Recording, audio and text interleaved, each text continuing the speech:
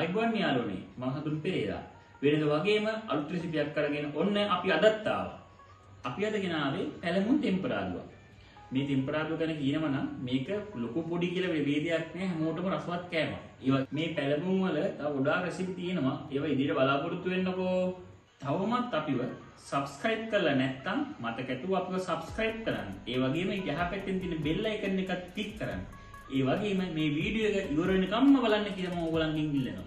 මේ තියෙන්නේ අපි ගත්ත පැලමුන් ටික.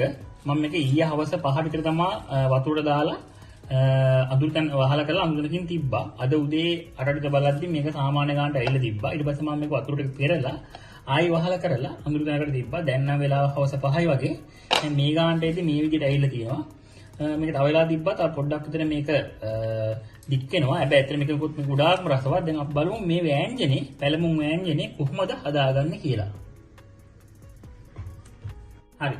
අපි දැන් එන බලමු අපිට පැලමුන් වෑංජනේ හදාගන්න අවශ්‍ය වෙන්නේ මොනවද කියලා.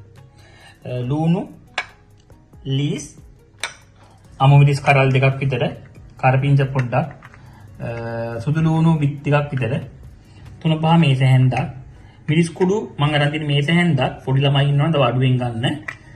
කහ මේස හැන්දි භාගයක් විතර, ලුණු මේස හැන්දක් විතර.